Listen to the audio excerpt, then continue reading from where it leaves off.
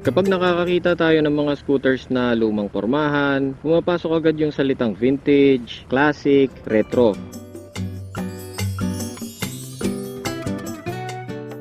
Well, hindi naman ako English expert, pero ayon kay Google, ang ibig sabihin ng vintage ay literal na lumang motor.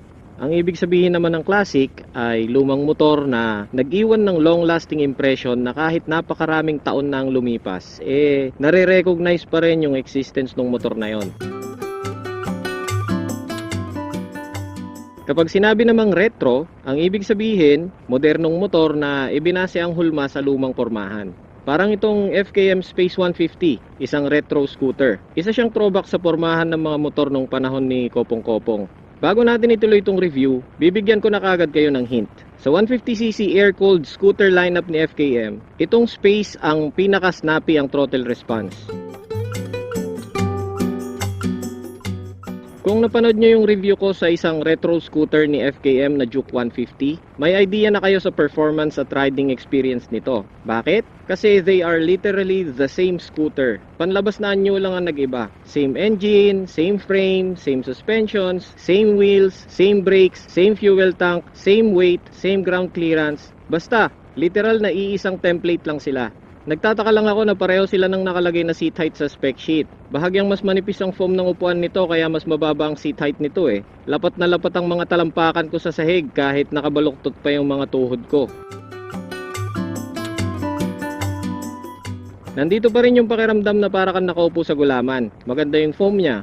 Buti na lang talaga at napakalambot ng suspensions. So kahit humupa yung gulaman feels, uminit man ang wet packs mo, hindi naman niya tinatagtag yung upper body mo. Pero dahil din sa sobrang lambot ng suspensions, ang laki ng rider sag niya. Ang rider sag ay yung laki ng ibinababa ng ground clearance ng motor kapag inuupuan siya ng rider. So dahil babang-baba siya kapag inupuan mo na, napakadali ring sumayad ng bracket ng center stand niya. Lalo na kapag may angkas ka, maya't maya sumasayad kahit hindi naman matangkad yung humps. Kahit dahan-dahanin mo pa. Kaya madalas kapag may angkas ako, pausli yung pagtawid ko sa humps. Kapag minamaneho mo siya tapos nasa peripheral view mo yung glittery green fairings ng handlebar, yung glossy yellow inner fairings, yung side mirrors, yung nguso ng headlight at hugis ng LCD display, ang lakas maka-retro.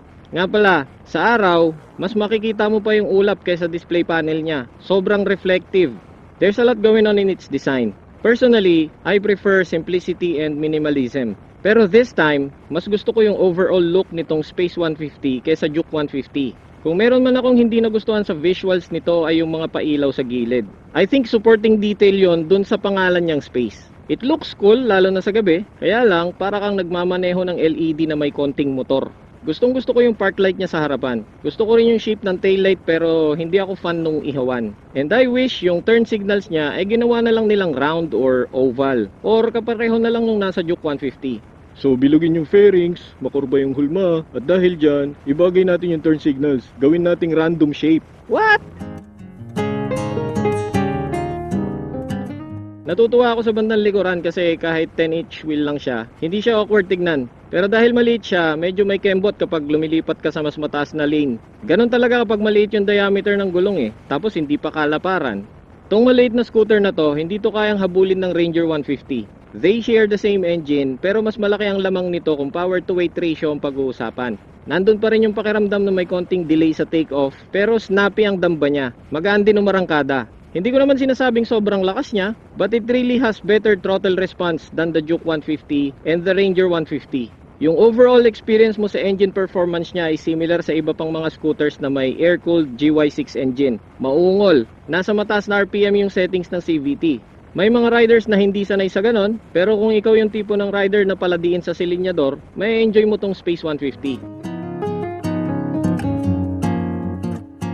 Sa preno naman, kahit wala siyang ABS, okay lang kasi madaling timplahin at mapipredict mo kapag maglalak na yung mga gulong. Kung may re-recommend ako ba siya? Depende sa iyo yan. Ako gusto ko siya eh. Gusto ko yung pagiging nostalgic niya. Kung mas pipiliin mo ba siya kaysa Juke 150? Depende rin yan sa kung anong hulma ng retro scooter ang hanap mo. 78,000 pesos lang ang Space 150. Mas mura ng 8,000 pesos kaysa Juke 150. Pero para sa akin, sa looks talaga yan magkakatalo eh.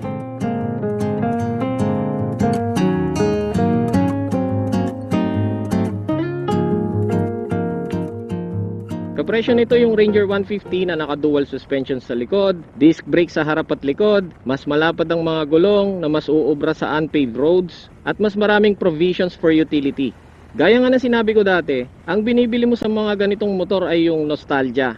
Having said that, most motorcycle buying decisions are emotional rather than logical. And that is especially true for vintage looking scooters.